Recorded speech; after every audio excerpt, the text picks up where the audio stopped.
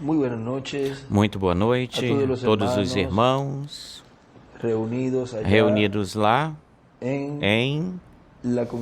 na congregação do reverendo Niceforo Ramírez em Llano Grande, Guerrero, México.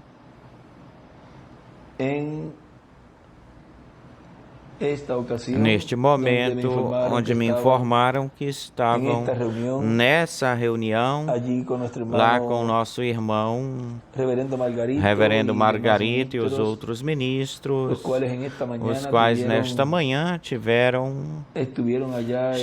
por lá na congregação que pastoreia o reverendo José Can Antônio.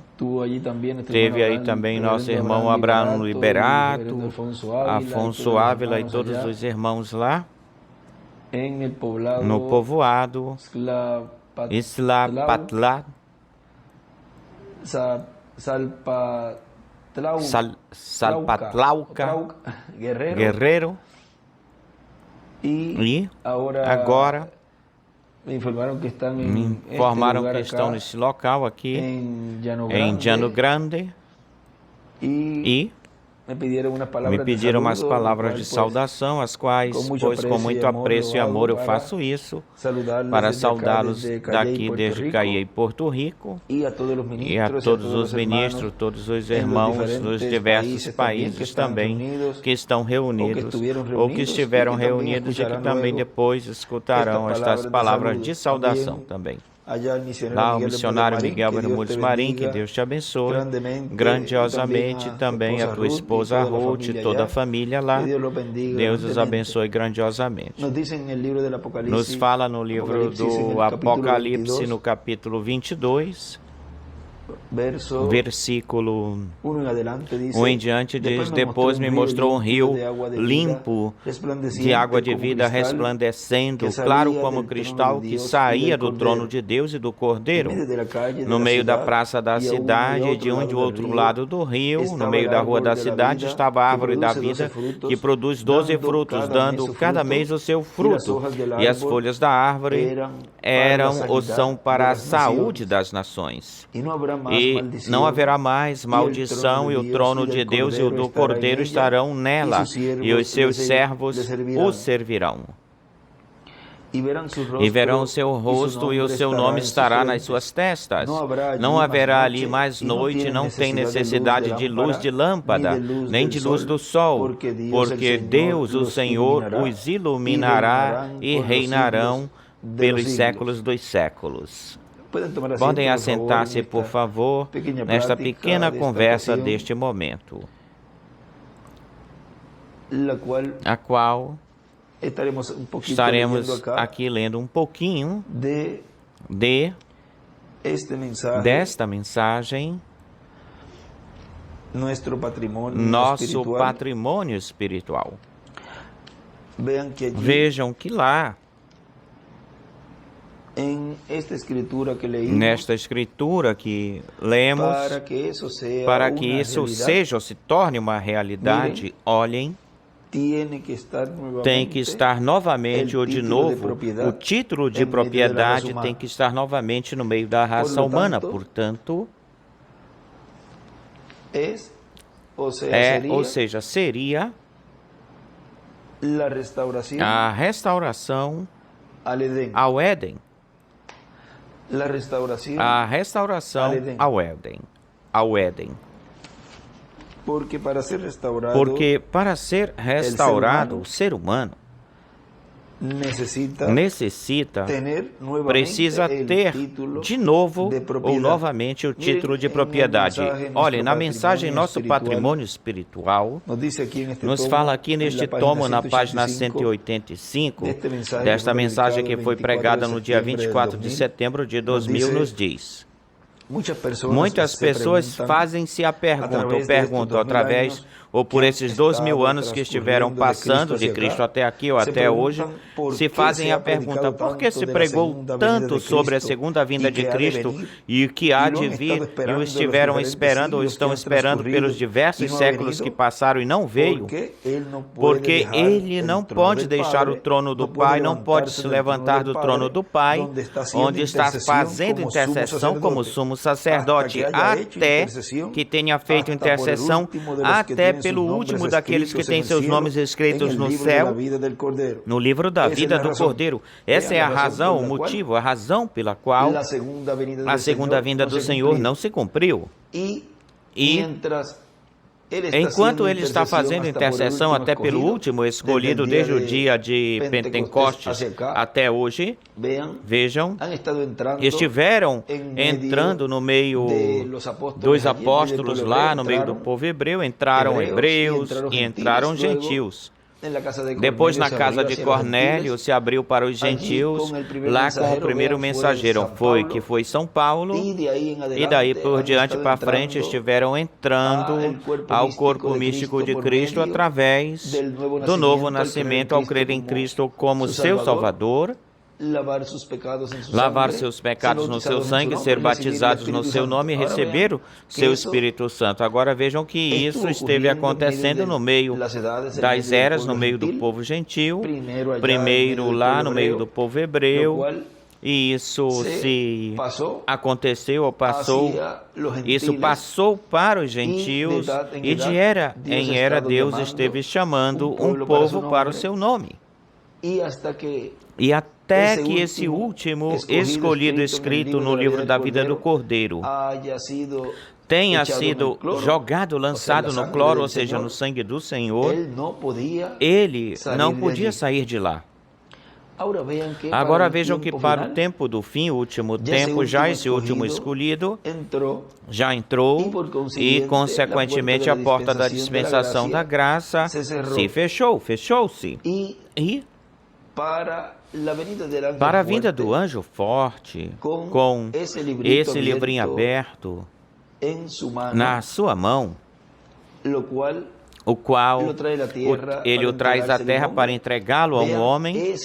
O livro, vejam, essa é a vinda do Senhor, a vinda do Filho do Homem com seus anjos, e essa manifestação vem a estar ou vem ficar no meio da sua igreja e vem a ser cumprida ou torna-se cumprida no instrumento, no mensageiro, no último mensageiro de Deus. E ele ainda, todavia, não podia ter um ministério em carne humana. Esse ministério desse anjo, que era diferente dos outros, não podia estar manifestado em carne humana na terra, porque ele estava fazendo intercessão lá no céu, no trono do Pai. Agora vejam como, de que forma uma pessoa, a gente tem que ver todos os ângulos para poder compreender o qual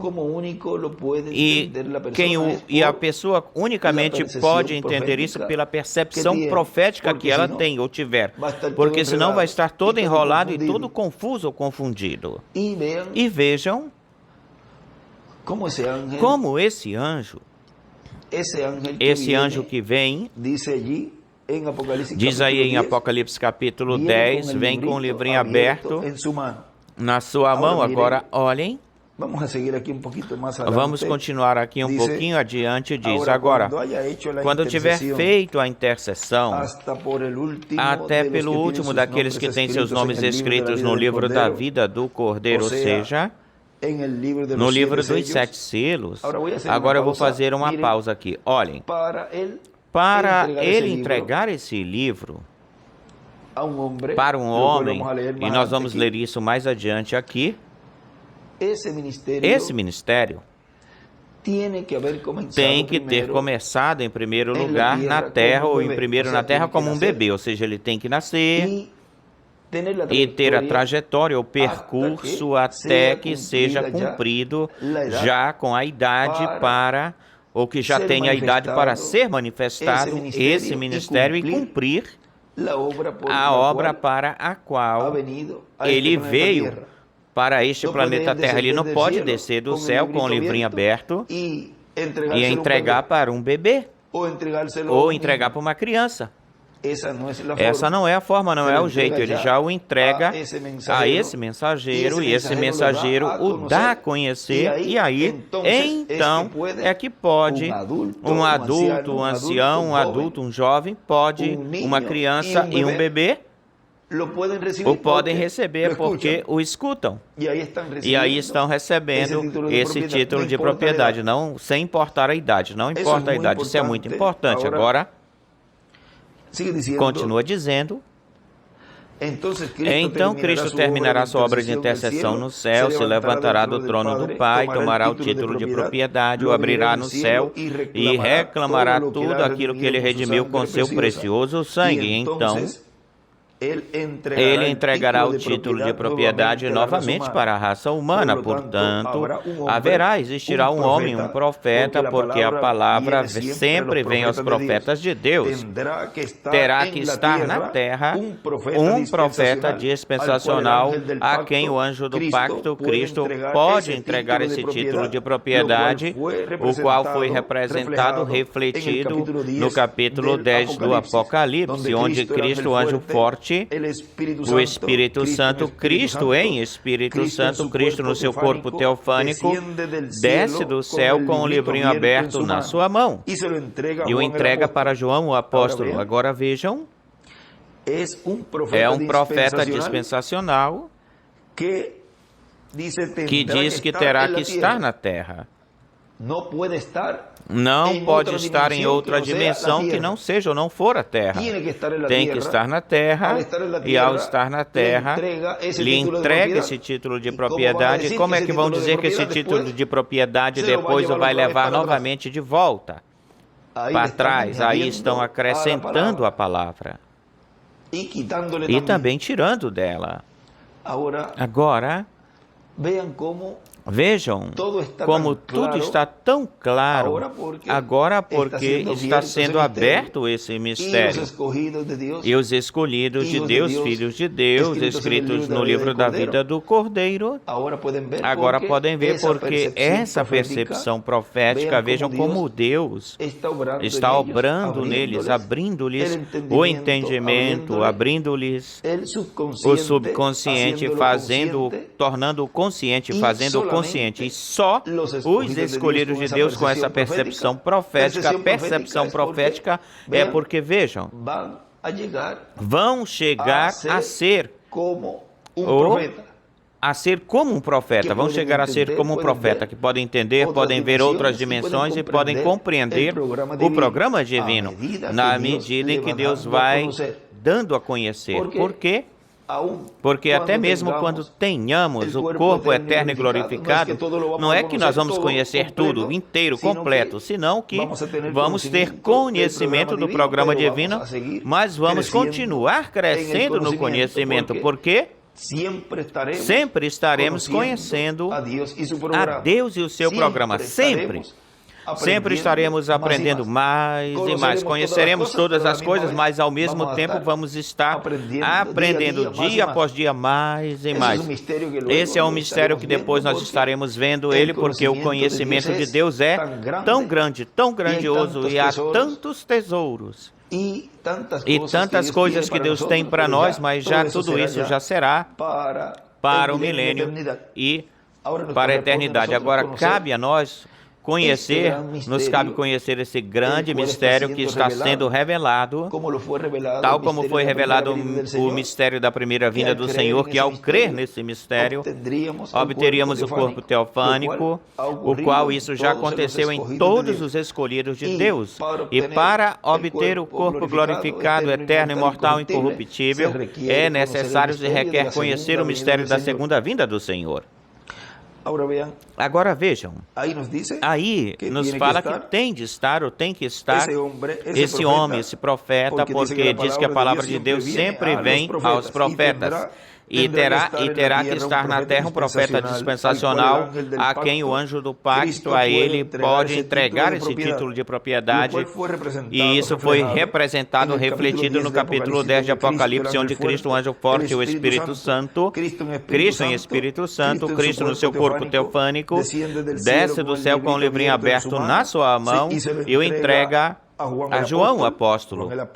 João, o apóstolo, representa a igreja de Jesus Cristo e a cada anjo mensageiro da igreja de Jesus Cristo, através por todo o livro do Apocalipse, ou em todo o livro do Apocalipse. Para o tempo de Apocalipse capítulo 10, a igreja estará na etapa da era da pedra angular. Para que tempo, qual tempo a igreja estará na era da pedra angular? Para o tempo do cumprimento da vinda do anjo forte, onde terá um mensageiro dispensacional, o qual receberá esse título de propriedade quando Cristo se levantar do trono do Pai e tome ou tomar o título de propriedade, o abre no céu e o traz aberto à terra, ou para a terra. Onde é que é trazido esse título de propriedade? Quando? Pois é na era da pedra angular. E quando? Pois quando saiu do trono de intercessão.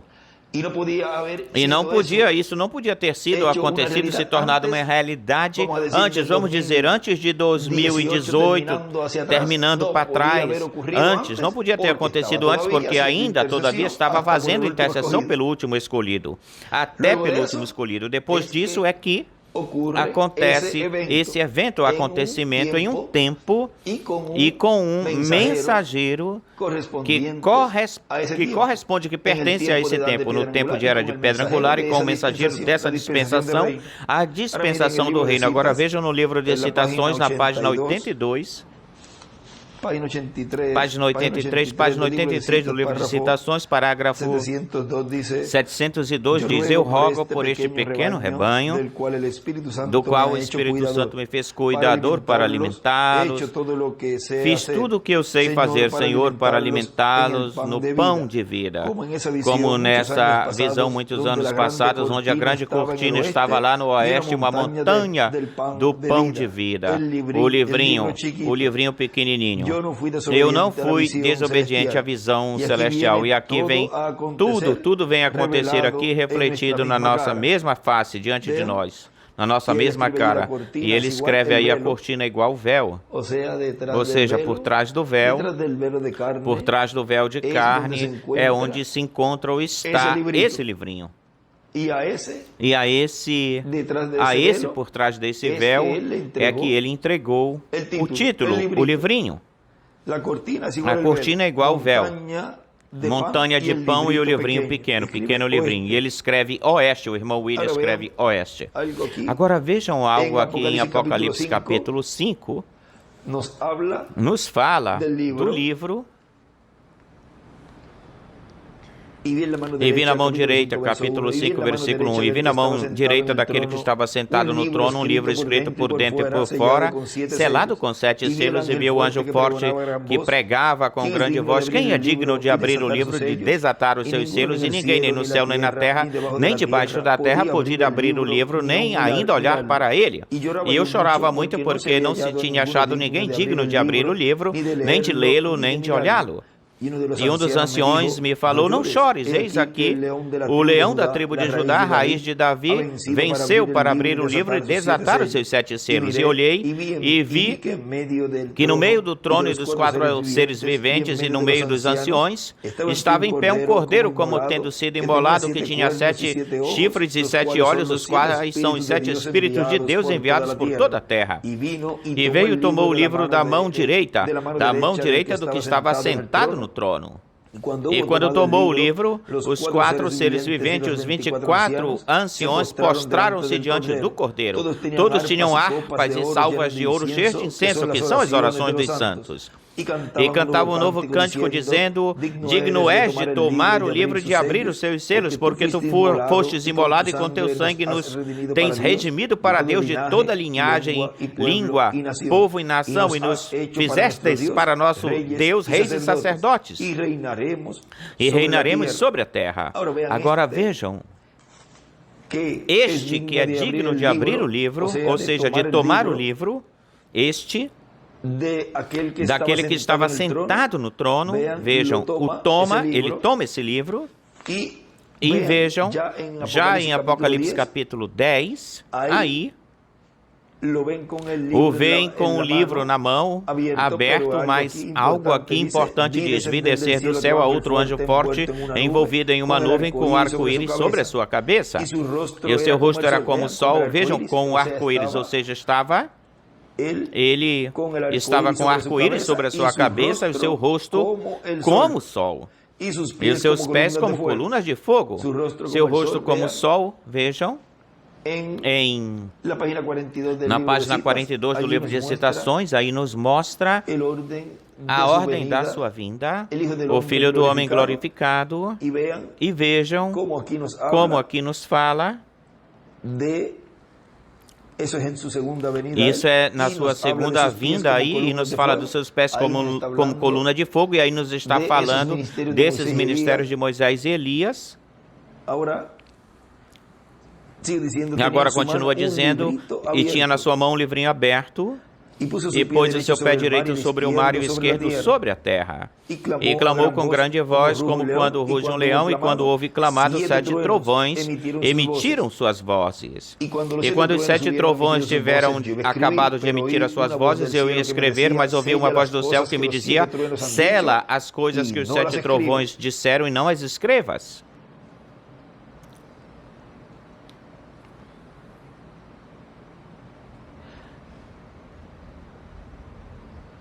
E o anjo que vinha em pé sobre o mar e sobre a terra levantou sua mão para o céu e jurou por aquele que vive pelos séculos dos séculos, que criou o céu e as coisas que estão nele, a terra e as coisas que estão nela, e o mar e as coisas que estão nele, que o tempo não seria mais, senão que nos dias da voz do 7º anjo, quando ele começar a tocar a trombeta, o mistério de Deus se consumará, tal como ele anunciou aos profetas seus servos. A voz que ouvi do céu falou novamente comigo e disse: vai e toma o livrinho que está aberto na mão do anjo que está em pé sobre o mar e sobre a terra. Vejam que ele desce com o seu pé direito sobre o mar e o esquerdo sobre a terra. Mas vejam algo aqui, uma coisa importante aqui.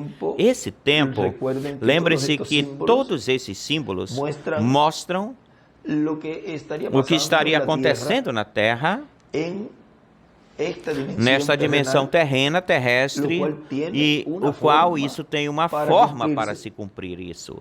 Porque depois que ele desce e clama, vejam, ele tem o livro, porém ainda ninguém o pediu, ou lhe pediu. Nessa parte, todavia, ainda diz, porque falou novamente, e ele diz: vai e toma o livrinho que está aberto na mão do anjo. E fui ao anjo, dizendo-lhe que me desse o livrinho. Tinha que pedir para ele, pedi-lo, e isso aconteceu isso. Pediu-se o livro e ele o deu. E ele me disse: toma-o e come-o. Olha, e diz aí: te amargará o ventre, mas na tua boca será doce como mel. Como mel. Por isso que ele me falava: tu terás muitas bênçãos. E tudo isso, vejam, essa é a parte doce, mas ele também me dizia: virão muitas lutas e muitas perseguições. Ou seja, por causa desse livro. Agora lembre-se que virá um aperto e depois se transformará numa perseguição já política e religiosa. Nesta mesma mensagem, mais na frente, não sei se vai dar tempo de ler isso, de lê-lo, mas para esse que come o livro, vejam aí, é falado a ele que é doce na boca como mel. Então tomei o livrinho da mão do anjo e comi, era doce na minha boca como o mel, mas quando comi, amargou o meu ventre. E ele me disse: é necessário que profetizes outra vez sobre muitos povos, nações, línguas e reis. Ou seja, virão muitas batalhas, lutas, e também críticas e muitas coisas, as quais, por ter comido o livro, lhe vem até ele. Mas tudo isso já foi avisado de tudo isso, e esse instrumento disse amém. Assim seja, assim se faça. Ou seja, que assumiu essa responsabilidade, por causa de que se o título de propriedade não voltasse, regressasse à raça humana novamente, não podia haver transformação, não podia a noiva, aqui estava no ponto de ser raptado, o que fala o irmão Branham, o que diz o irmão Branham, o que faltava para ela era a fé de rapto, porque ela estava no ponto de ser raptada, porque ele vem pela sua noiva, mas lhe faltava o mais importante, lhe faltava o título de propriedade, com o qual ou com ele podia reclamar a sua herança, podia reclamar o patrimônio. Agora vejam, que decisão tão importante. Essa é uma outra linha que nós nos metemos aí, onde ele falou em línguas aí. Esse francês, eu acredito que falou em francês, verão 2, e a interpretação foi a mesma coisa, foi certa. Porquanto decidistes, fala essa parte aí, para o irmão Branham, uma grande porção do céu te espera pela tua decisão, e diz que também será grande vitória no amor divino, e tudo isso que é falado aí. Mas vejam, a decisão de que mesmo que é doce, ou seja, doce, e ainda que venham provas, lutas, batalhas, e zombadores e outras coisas mais, mesmo assim, ou ainda assim, ele tomou a decisão pelos escolhidos, por amor aos escolhidos. Agora, olhem o que continua dizendo aqui mais adiante nesta mesma mensagem. Diz, aqui nós podemos ver que com a restauração do título de propriedade para a Igreja de Jesus Cristo, seremos restaurados a tudo aquilo que Adão e Eva perderam. Seremos restaurados à vida eterna e seremos restaurados à posição de reis, sacerdotes e juízes, posição que Adão teve antes da queda.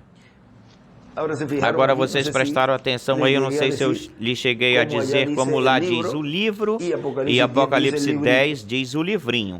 Lá diz o livro, Apocalipse 10, o livrinho, onde ele fala dessa visão, que é a citação número 1, que nós não lemos, vocês já a leram antes, a página 1, a da citação, a primeira citação, onde se vê uma montanha de pão por trás da cortina, e está alimentando, diz aí, diz que ele via uma audiência grande, muito grande, com vestimentas brancas, ou seja, que esse pão de vida, esse maná escondido, é para os escolhidos de Deus, os quais têm teofanias. E vejam que aí ou lá diz que está alimentando a todos eles. Com quê? E aqui nessa citação que eu li na página 83, parágrafo 702, com o livrinho. Quem é aquele que tem o livrinho? Esse que está nessa grande carpa catedral, dando alimento espiritual a tempo, esse servo fiel e prudente, o qual ele tem o livrinho. Olhem que simples é tudo, tudo é simples, tão simples assim. Agora, continuamos aqui, diz. Adão foi o rei sobre todo o planeta Terra inteiro, sobre todos os animais, sobre tudo aquilo que existia na Terra. Por causa do pecado, ele perdeu essa posição diante de Deus. E então o diabo é quem esteve governando neste planeta Terra, através dos instrumentos que ele tem usado ou usou. Ele, primeiro, depois da queda e depois de usar a serpente, quem ele primeiro usou para governar foi Caim. Foi Caim. Começou matando aqueles que não estavam sujeitos a ele, a si mesmo. Matou a Abel. Vejam, Abel não estava sujeito, em sujeição a Caim. Caim adorava de um jeito e Abel adorava de outra forma, de outro jeito. A de Caim estava errada, a de Abel estava correta, a de Caim incorreta. Aquele que adorou incorretamente perseguiu e matou aquele que estava adorando corretamente. Aquele que adorou incorretamente perseguiu e matou aquele que estava adorando corretamente. novamente. Ou seja, que o primeiro crime, a primeira morte de um ser humano no planeta Terra foi por zelo religioso, inveja religiosa. E as matanças, os maiores crimes que a raça humana tem sofrido foram por causa do zelo religioso. Se vocês buscam ou buscarem pela história, vocês acharão que isso é assim dessa forma. Agora, o zelo religioso transforma a pessoa num fanático, num louco e num homicida. Caim é o primeiro filho do maligno, do diabo. Por isso, a Escritura diz, 1 de João 3,12, não como Caim, que era do maligno e matou seu irmão Abel. Abel não era do maligno, mas Caim sim. Ali está o trigo e o joio. Abel, trigo, Caim, o joio. Depois, Deus lhe restaurou semente a Adão e Eva e lhe deu uma outra semente, que foi Sete, tipo e figura de Cristo, morrendo, representado em Abel morrendo. Quem matou Abel? Caim, o filho do maligno. Quem matou Cristo? A descendência do maligno, a pedido do povo hebreu, entre os quais também existiram muitos filhos do malignos, como Caifás e também Anás, o sogro de Caifás, e um sem número mais de líderes religiosos daquele tempo, aos quais Cristo lhes disse, vós sois de vosso pai, o diabo. Vejam na página 124 do livro de Citações. Nos diz,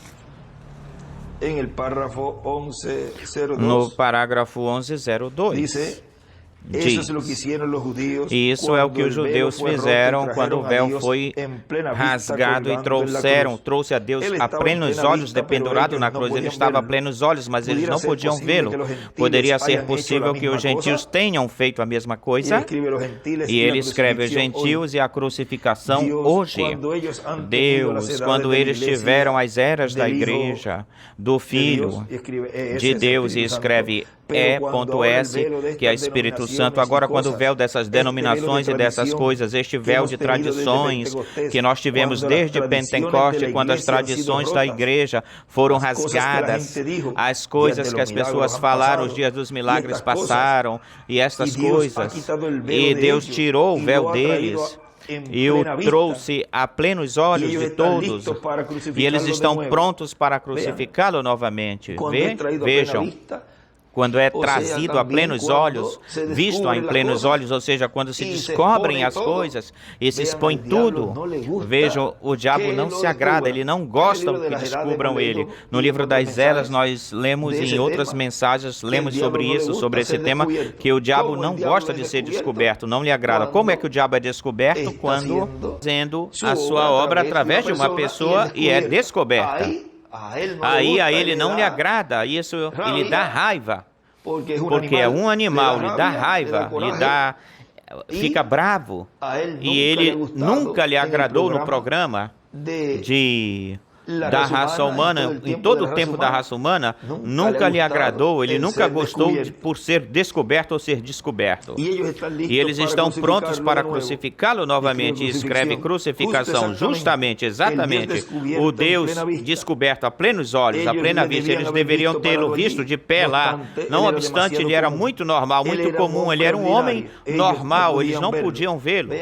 E como Deus também, então, nesse tempo se abre e se revela e se mostra, veja, se apresenta, ele mesmo se apresenta e se dá a conhecer, mas eles, pela forma, pela maneira, vejam o que diz, ele era um homem ordinário, comum, eles não podiam vê-lo, ele era muito comum para eles, e quando ele se revelou, lhe disse, tu disseste, não, esse aqui já blasfemou, ou seja, aqui também. Quando Deus se dá a conhecer e se revela, então, o que eles fazem, pelo contrário, não é para adorá-lo e nada disso. Eles não queriam saber disso para adorar Jesus ou para recebê-lo lá, não. Era para condená-lo que eles queriam saber, porque o incrédulo quer saber as coisas do programa divino melhormente para atacá-las. Pelo contrário, para atacá-los. E mandaram enviar pessoas e buscar a forma de conhecer e saber o que é que ele está fazendo, o que é que estão falando e tudo isso. Escutam por aqui, escutam por lá, escutam todas essas coisas. Querem saber, fazem um resumo, porque assim fazem muitos ministros e muitas pessoas fazem isso, que escutam os estudos e todas essas coisas para depois fazer um resumo e preparar os seus vídeos e todas essas coisas. Mas não é para difundir a mensagem, a preparação para o rápido e tudo isso para os escolhidos. Não, pelo contrário, preparam tudo isso para atacar a obra de Deus, para o qual também estão ordenados para isso. Estão fazendo o trabalho muito bem feito. Ou seja, vão direitinhos, vão se preparando para receber aquilo que eles vão receber, que é jogados para fora, expulsos, lançados para fora a grande tribulação, onde será o choro e o ranger de dentes. Porque para isso tem que lutar, tem que se trabalhar para isso. E vocês veem que eles se esforçam e fazem um trabalho bem feito para aquilo que eles vão receber. Ou seja, que eles vão muito bem nisso, para o que vão receber. Pois então tem que fazer o trabalho, estão fazendo o trabalho bem feito para isso. Ou seja, que tudo isso tem que ser assim desse jeito. Isso aconteceu no tempo de Jesus, no tempo da primeira vinda do Senhor, e também está acontecendo neste tempo final, neste último tempo. Agora continua dizendo aqui, lá ele escreve, estão prontos para crucificá-lo novamente, de novo. E continua dizendo, e agora vemos que o trigo e o joio, como seres humanos, se multiplicaram no planeta Terra. E isso está contido na parábola do trigo e do joio, e depois no mundo religioso do cristianismo também encontramos que também encontramos nesse campo a esfera religiosa trigo e joio, e trigo e joio são seres humanos. E agora para o tempo do fim, o tempo final é que vai se realizar a separação do trigo e do joio.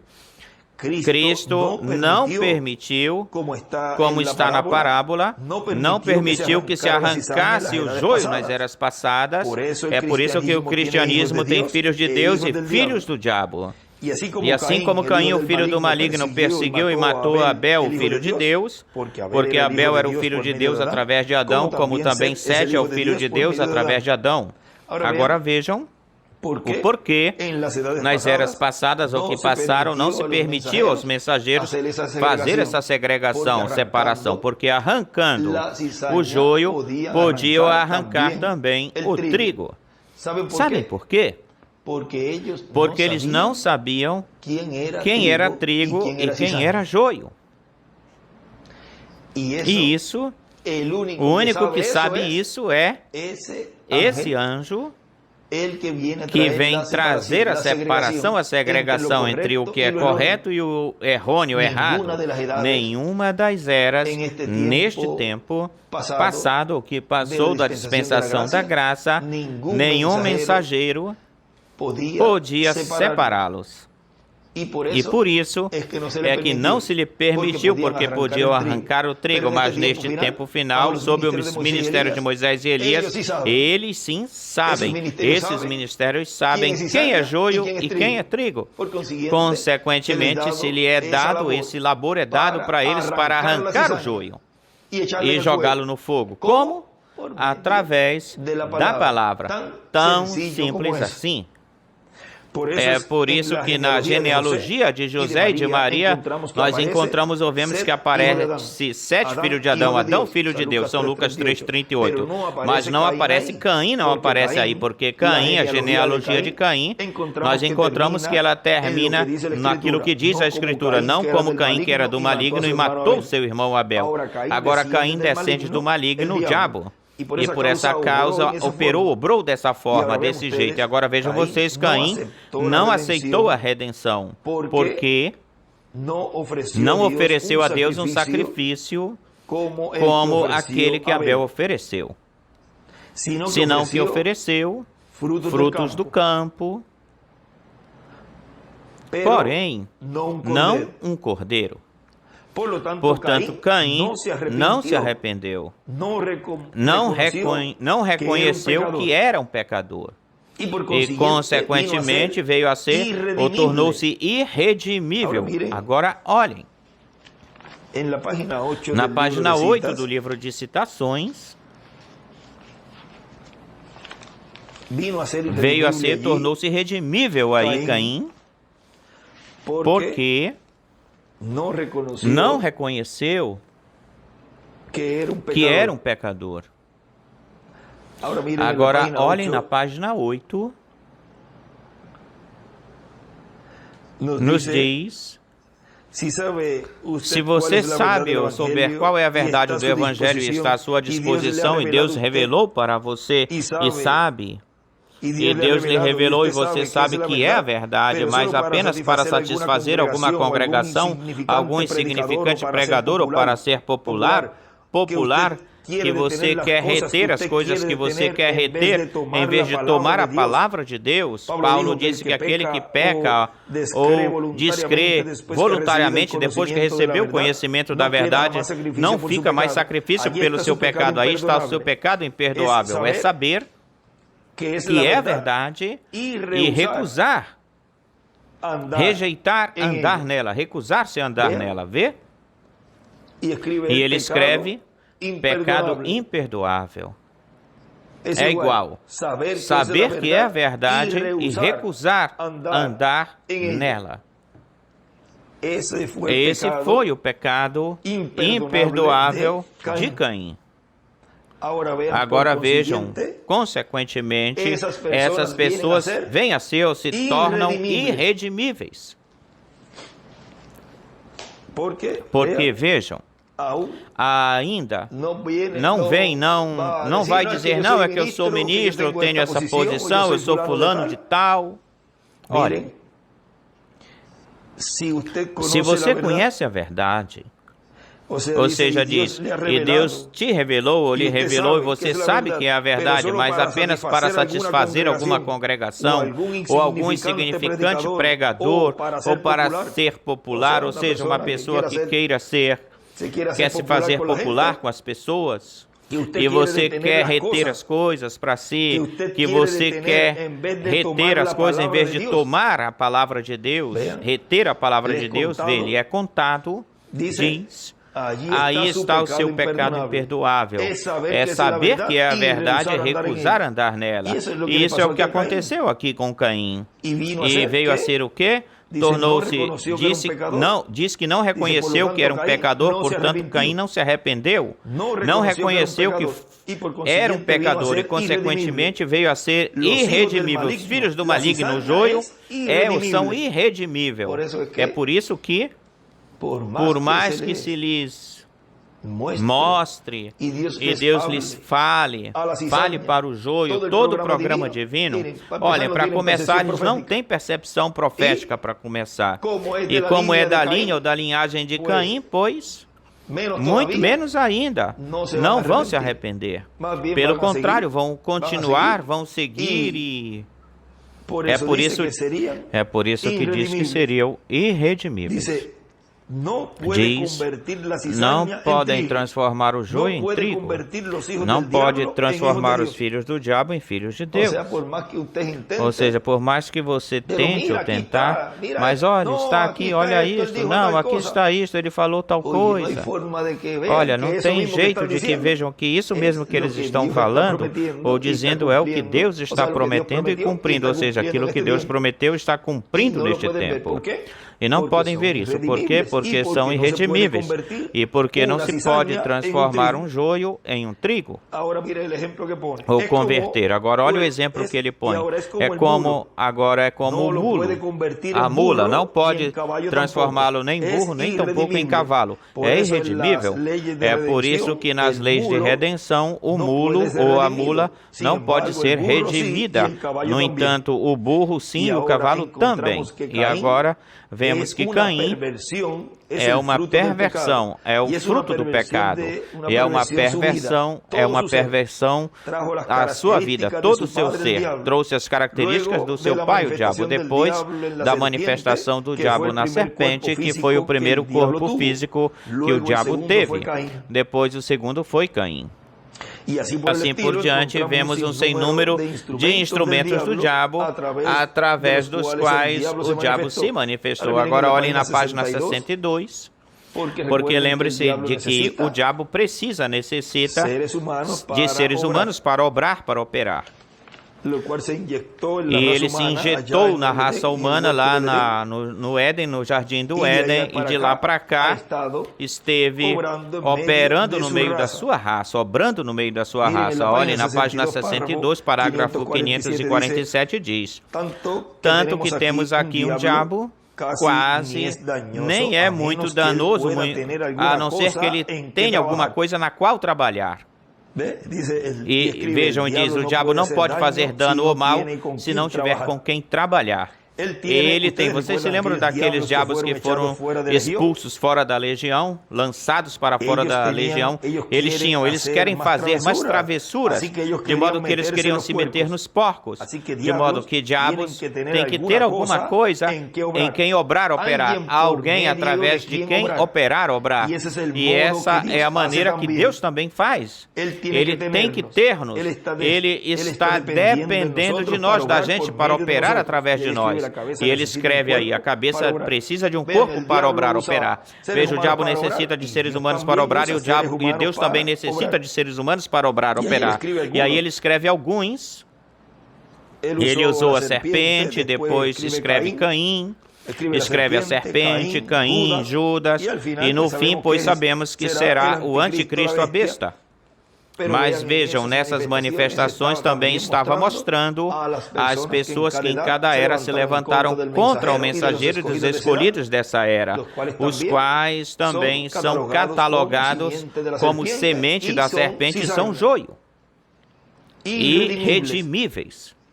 Continua dizendo, também está Cus e Nimrod e outras pessoas mais, como também o faraó. Esses são instrumentos do diabo através dos quais o diabo se manifestou. E, consequentemente, são tipo e figura da última manifestação que o diabo terá no homem do pecado, o anticristo, a besta. Vejam, todos esses são tipos e figuras desse que no final, vai se manifestar, onde o diabo vai se manifestar em toda a sua plenitude. Assim como Deus, o cavaleiro do cavalo branco de Apocalipse 19, também se manifesta em toda a sua plenitude. E, consequentemente, são tipo e figura da última manifestação que o diabo terá no homem do pecado, o anticristo, a besta. Todos os outros que foram instrumentos do diabo são tipo e figura, o espelho. Portanto, todos desembocarão no anticristo. Vejam a representação que tem todos aqueles que estão contra o programa divino de era em era. E todos aqueles que estão contra o programa divino e do mensageiro e da obra que Deus está realizando em uma grande carpa, a catedral, vejam, também estão sendo tipo e figuras dessas manifestações do diabo na besta, nesse homem do pecado, no qual tudo vai desembocar nele, no seu pai, o diabo. Ou seja, eles estão representando o seu papai, o seu pai, o diabo. E agora podemos ver que houve guerra, aconteceu guerra, houve uma luta entre o bem e o mal, entre Deus e o diabo. E, consequentemente, essa luta também veio a ser, ou se tornou, veio para os seres humanos, entre os seres humanos. Vejam a luta, essa batalha do céu, veio aqui para cá. Agora vejam, na página também mais adiante, na página 204 deste tomo, desta mensagem diz: agora, vendo que para obter o corpo teofânico se requer necessário a revelação da primeira vinda de Cristo, para obter o corpo físico, eterno, imortal e glorificado, igual a de Jesus Cristo, se requer necessário a revelação da segunda vinda de Cristo. É a revelação do sétimo selo. Essa é a revelação do sétimo selo. Essa é a revelação, a fé para ser transformados e raptados, arrebatados com Cristo para o céu, para ir à ceia das bodas do Cordeiro na casa de nosso Pai Celestial. Para a casa de nosso Pai Celestial. Essa é a revelação para ser restaurados a tudo aquilo que Adão e Eva perderam na queda, para ser restaurados à vida eterna fisicamente e vir a se tornar-se imortais em corpos imortais. E assim ser restaurado tudo aquilo que está contido no título de propriedade, ser restaurados para nós o título de propriedade, a herança contida nesse título de propriedade, ser restaurado para nós o nosso patrimônio espiritual, que cobre ou abarca todos os aspectos de toda a criação. Na página 107 também, do livro de citações, no parágrafo 926, nos diz: o primeiro foi que Deus queria se exprar completamente, inteiramente. E isso foi em Cristo. Em segundo lugar, é o ter a preeminência, a primazia disto na sua igreja, a qual é seu corpo, ou a noiva, a qual é seu corpo ou a noiva, pela qual ele podia ter a preeminência e, através dela, expressar-se. Agora, em terceiro lugar, temos a restauração do reino à sua devida posição. E ele caiu, o qual caiu pelo pecado do primeiro Adão. Deus quer restaurá-lo tal como foi quando ele passeava no jardim, na virada do dia, nos ares do dia, e falava com eles em perfeito companheirismo. E ele escreve em cima a vida do reino, na dispensação do reino. O reino restaurado, um Éden. Agora, vejam, continua dizendo, no nosso patrimônio espiritual está identificado cada um dos membros da Igreja de Jesus Cristo, está identificado como pessoas que têm seus nomes escritos aí, nesse título de propriedade. Esse título de propriedade é um patrimônio que pertence à raça humana, pertence aos filhos e filhas de Deus, e contém toda a herança de Deus para os filhos e filhas de Deus. É o título de propriedade dos céus e da terra. E esse título de propriedade, neste tempo final, será restaurado para a Igreja do Senhor Jesus Cristo, que tem todos os descendentes de Deus através do segundo Adão. Que tem, lembre-se que esse título de propriedade, nessa mensagem, tem uma partezinha onde diz aqui, antes disso, bem antes, nessas páginas diz, e também representa o título de propriedade, que é para comer, porque estava falando dos esquilos que foram criadas pela palavra falada lá por um homem, o irmão Branham, que foi mostrado nessas 5 manifestações, isso, do poder de Deus, do qual ele disse aquilo que vocês viram em parte nessas 5 manifestações. Foram mais, mas essas foram as mais sobressalentes e importantes. Uma delas foi a criação de esquilos. E isso representa alimento. E aqui ele diz, fala que o título de propriedade também representa que é um livro para quê? Para comer. Ou seja, a revelação do 7º selo, porque ele diz... É pela palavra criadora que vem esse alimento, essa revelação do 7º selo. E também representa o título de propriedade que é para comer, se comer. Ou seja, que é por isso que esse título de propriedade está sendo dado a conhecer nesse cumprimento dessa visão, na qual ele disse, alimenta estas, e disse que quando ele viu uma grande audiência com vestimentas brancas. A quem? A eles. A eles é que é lhes dado esse maná escondido, esse alimento espiritual é dado para eles, esse título de propriedade. Continua dizendo assim que o segundo Adão, Cristo, toma o título de propriedade no céu e depois o traz para a sua igreja, o entrega ao mensageiro do último dia para que se faça carne nele e, consequentemente, em toda a sua igreja, ao dar-nos o conteúdo desse título de propriedade e nós comê-lo. E assim nos transformar na palavra vivente encarnada para este tempo final, como corpo místico do Senhor Jesus Cristo. E assim é como o título de propriedade será restaurado aos filhos e filhas de Deus. E na página 30 desta mensagem, também, desculpem, corrigindo do livro de citações, página 30 do livro de citações, parágrafo 952, diz: Deus esvaziou-se a si mesmo em Cristo, correto? Cristo esvaziou-se a si mesmo na igreja, de modo que, agora preste atenção, nesse dia tu saberás que eu estou no Pai, e tu estás em mim, e eu em ti.